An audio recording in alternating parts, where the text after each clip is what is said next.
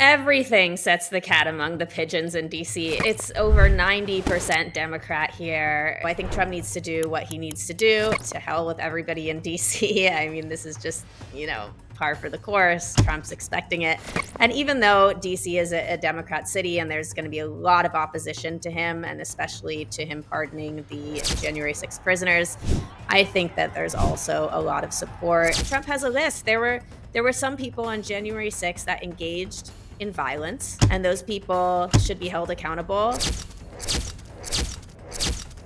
I trust that Trump is looking at the list with discernment and understanding of the veracity of their alleged crimes. I also think that this is a moment in history where America really wants to start over. No, he does not. He does not want to make Canada the 51st state. If you have met Trump or even just seen him in his less political interviews, is he has an incredible sense of humor, and he takes that sense of humor with him into his social media and to even some of his political conversations. He's clearly taunting them. He's trolling them. He's agitating them. He wants Trudeau out. He wants Poilievre in. There was talk that Trudeau was going to resign for a while as soon as Trump started threatening Canada with tariffs and the ministers started dropping off. Look, I mean, Trump starts taunting them about Wayne Gretzky being the prime minister, and a week or two later, Trudeau has resigned. I mean, Trump gets results.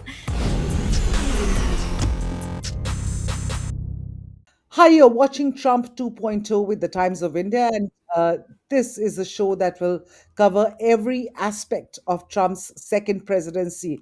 Of course, it promises to be quite a roller coaster, and we will be with you every step of the way. Today, we have with us American journalist Karis Rhea. She's a producer at Epoch Times. Karis joins us from Philadelphia. Welcome, Karis. Let's dive straight in. Thank you so much for having me. Karis, let's dive straight in with the heightened security right now for the Trump inauguration, especially Karis, given what has happened in the last week in New York, New Orleans, and Las Vegas, and even in Washington, D.C. Are you worried? I'm not worried. I hope that everybody learned their lesson last time in Butler, Pennsylvania, where we saw that the Secret Service was woefully underprepared. And I just think that so much has happened since then that the Trump team and everybody surrounding them would be foolish not to recognize the stakes of this moment, the high stakes of this moment. And so I tend to be an optimist, and I imagine that security is going to be unbelievably tight in a way that it hasn't been before. So you're not worried at all, and you think that everything is going to be on track, and we hope so too. Talking about Trump inauguration, one can't help but think about the looming pardon for the January 6th rioters, something that Trump has vowed in the first hour of his second term. That's got to be something that's setting the cat among the pigeons in DC, right? Everything sets the cat among the pigeons in DC. It's over 90% Democrat here. I'm not worried about that. I think that it's a long time coming.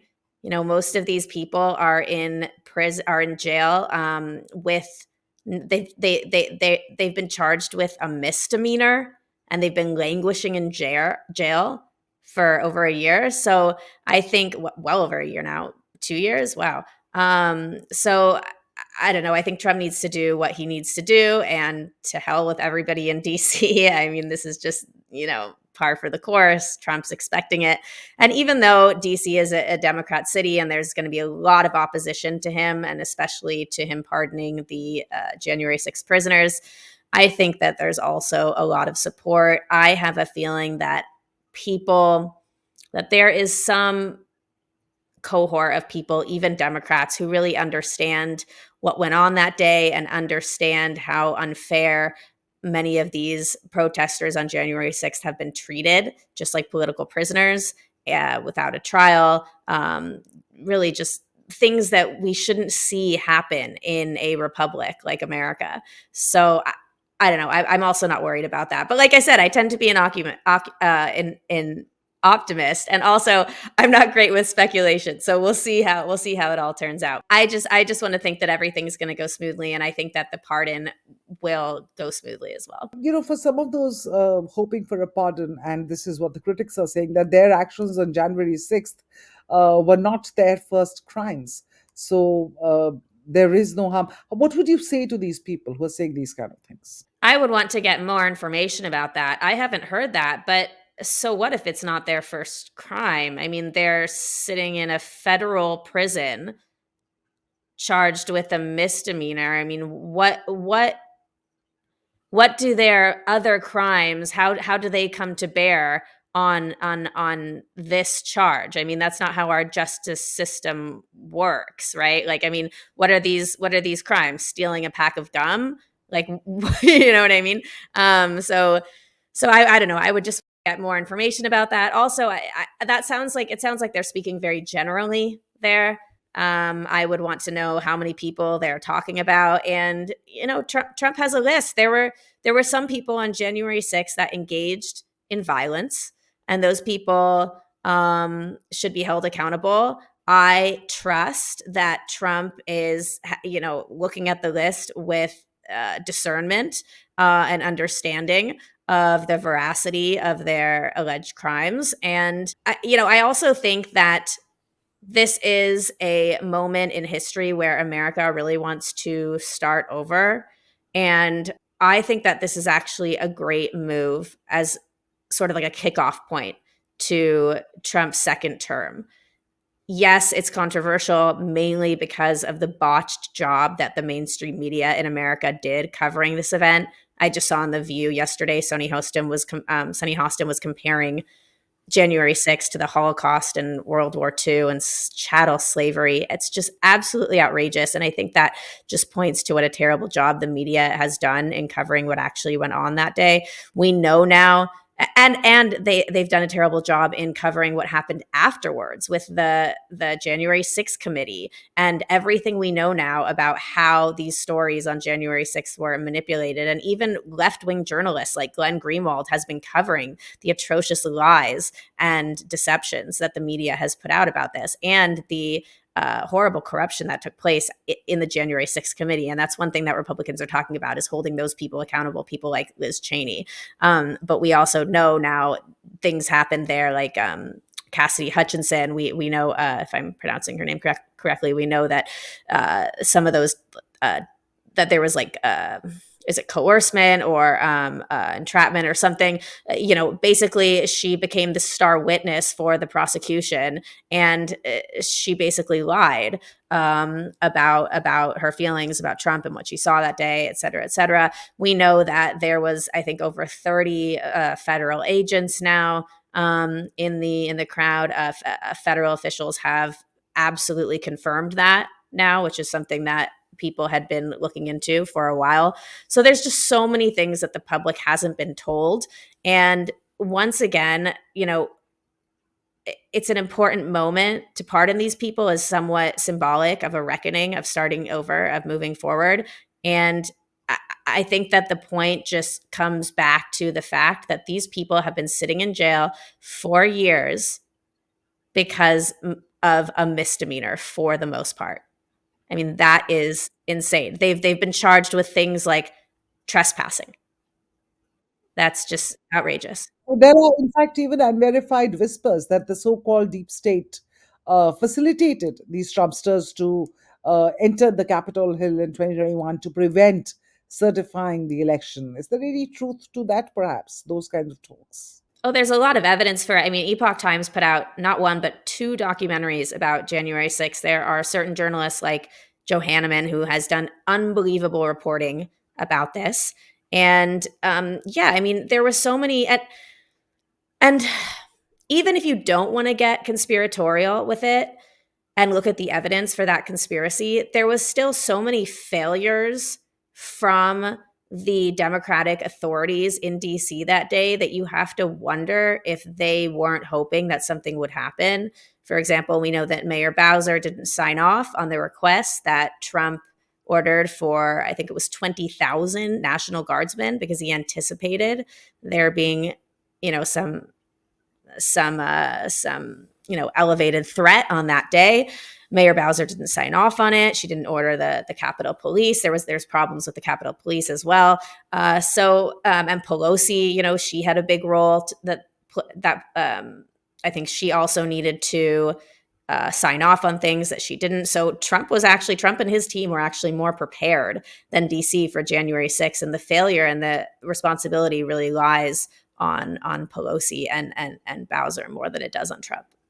And also and one more thing is just the media's framing of him inciting that January 6th rally is so dishonest, because and even so many of my liberal friends today, just like the tired trope of fine people on both sides during Charlottesville, so many of my liberal friends today believe that Trump actually said, go riot, go storm the Capitol. Absolutely not. If you listen to the full speech, which X, back then it was Twitter, suppressed within 1 hour of him issuing it so people couldn't see it, he was very clear. He said, go protest, but protest peacefully. I'm paraphrasing, but he made very clear that he wanted it to be peaceful. He warned them, no violence. We don't support that. So, that's why so many of these ridiculous lawsuits, these charges against him have just been dismissed. And any that are, it's hard to even keep track of them. Any that are still remaining, I can't imagine that they will go very far. I know there's a sentencing that's going to take place for his previous convictions soon, but yeah, I mean, the media has done such a horrible job with it, and Trump's team knows the truth and how to proceed. Love him or hate him, the fact remains that you cannot remain indifferent to Donald Trump, and his second presidency promises to be a roller coaster. It's already started with his jibes at Canada as the 51st state, and of course, Trudeau's resignation. How do you see this entire Greenland, the Panama Canal, Canada, these kind of talks? How do you see this panning out after his inauguration? It's about time we focused on these areas. I mean, the Panama Canal has been essentially overtaken by China. We do not have a fair deal in terms of trade and prices coming into America. Greenland is an incredibly important waterway. That is the area where those shores around Greenland. That's how America defended Scandinavia in World War II. Whoever controls the sea around Greenland essentially controls global trade. Why do you think China is building up their navy to the point where it's bigger than America's? Precisely because they want to control the waterways. And so that's an incredibly vital national security area. And unfortunately, the people of Greenland and Denmark, they don't have, and even Canada, they don't have really the resources and capacity, or they're just not doing a good enough job at policing it and protecting it. I mean, there's a whole quagmire going on there, between Canada and Russia and China. And so, in Greenland it's one of the biggest countries in the world with this tiny population and these incredible reserves that they have no ability to take out of the ground. So when Trump comes in and he's taunting and he's trolling them, essentially what he's doing is he's throwing them the carrot, right? He's throwing out the most extreme possible rhetoric that he can use in order to get a reaction and begin a conversation and start the negotiations and put this in the front of the public's eye, because this is so much in the public interest. And unfortunately, it's another topic that the mainstream media just doesn't really care to talk about. There are so many things that are happening in the world that the mainstream media has not been informing the public on. They care more about relitigating January 6th over and over again, and talking about what color nail polish this trans woman of color has been wearing this week. I mean, it's just so I think these are incredible, important conversations. And like you said like him or hate it, love him or hate him. I mean, this is what we got. This is the type of rhetoric we got from Trump. And no, it's not classy. No, it's not particularly presidential, but it's smart. He's a deal maker and he has an end goal in mind, and it's not to occupy Canada. It's not to purchase Denmark. He is trying to do what is in the national security interest of the United States. by coming to the defense of nations who are essentially not doing their job, like Panama or Greenland, Denmark. What exactly do you think the plan is here? He's talked about integrating them into the United States. He's starting a conversation, yes. Yeah, no, he does not. He does not want to make Canada the 51st state. One thing that, if you have met Trump or even just seen him in his less political interviews, is he has an incredible sense of humor, and he takes Yes. that sense of humor with him into his social media and to even some of his political conversations. And he's clearly taunting them. He's trolling them. He's agitating them. Right? He wants Trudeau out. He wants uh, Polivier in. Polivier, sorry, I never pronounce his name right, no matter how many times I say it. There was talk that Trudeau was going to resign for a while as soon as Trump started threatening Canada with tariffs and the ministers started dropping off. But look, I mean, Trump starts taunting them about Wayne Gretzky being the prime minister. And a week or two later, Trudeau has resigned. I mean, Trump gets results, and now probably the Conservatives are going to be the ruling party in Canada for the first time since Harper, and that is something that is very, very, very good for Trump in terms of protecting our northern border. A lot of people talk about our southern border, but there has been unbelievable criminal activity coming from our northern border, and a lot of illegals migrating through there. So there's all sorts of reasons why we want strong. You always want strong allies on your borders. You always want people that you can see eye to eye with and negotiate from a position of strength, and that's really what this is about. Trump's comments represent his entire international approach, which is, as he said again and again, peace through strength. It's Sebastian Gorka put it very eloquently. He said that it's the middle way between this blind neo-isolationism of the neo-Buchananites and the libertarians and the extreme interventionism of the neoconservatives. He is right there in the middle. He has a more nuanced and less ideological approach.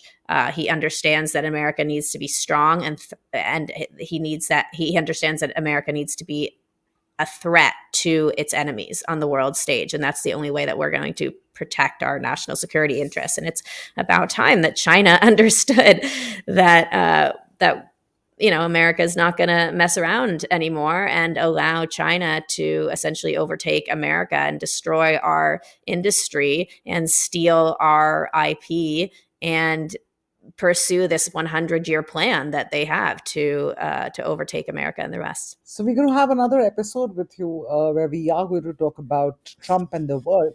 But right now, coming back to the United States, you talked about um, illegals, and another big campaign promise from Trump has been mass deportations of illegal migrants. Clearly, America voted for him and wants this, but how feasible is it going to be deporting 100 million people? It's going to be very, very challenging. And I think that you have to start small. I think that Tom Homan is the perfect person for the job, as the borders are. He knows what he's doing.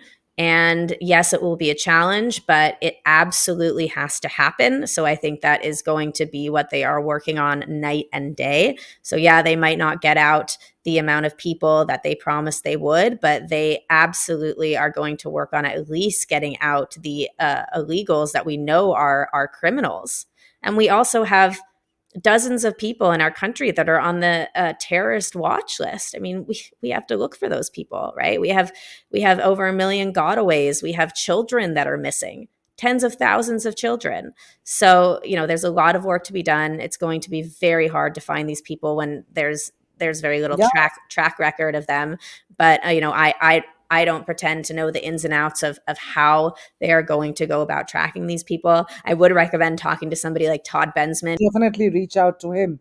But moving on, let's also speak about BFF Elon Musk. The man has a unique gift of railing against world leaders. The latest in his firing line being Keir Starmer, the UK Prime Minister. Yeah.